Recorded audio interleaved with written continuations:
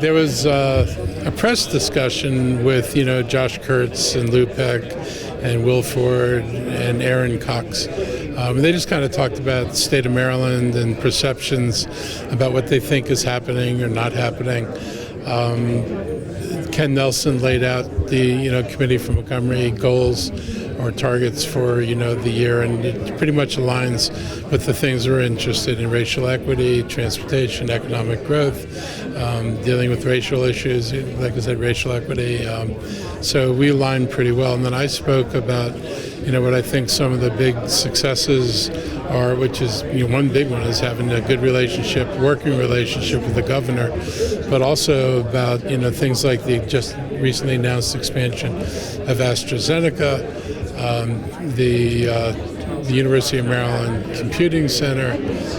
We talked about good stuff. Then we talked about the transportation problem, the fact there's not money in the state budget. And even when there was money, it wasn't enough to fund our projects. We never got funding.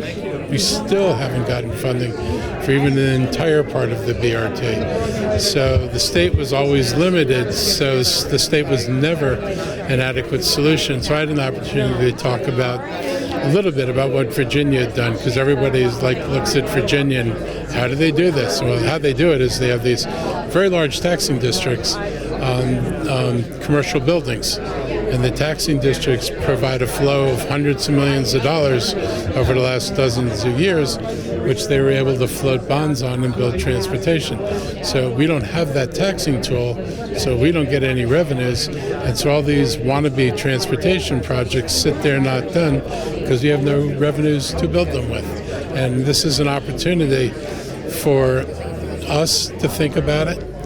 Other counties kind of had this awakening because the moment the state said there's no money, everybody realized if there's no money there and it was never enough, we can't do anything about it. So even if we wanted to try to fix a problem, we couldn't fix a problem. And so it was an awareness, this system is way out of balance. The whole state, all the counties of the state cannot rely on the state to create a comprehensive fund that deals with everybody. And if that's not going to be the case, then we have to have the ability to address some of our own needs like they do in Virginia. And I think hopefully the message is getting through that if you want to be competitive, you have to be able to develop a tax-supported structure that you can build infrastructure with. And if you're not willing to create that, don't talk about being competitive. And please don't tell me to look at Virginia, because if you're not going to look at Virginia and see what they did, there's no point in looking over there.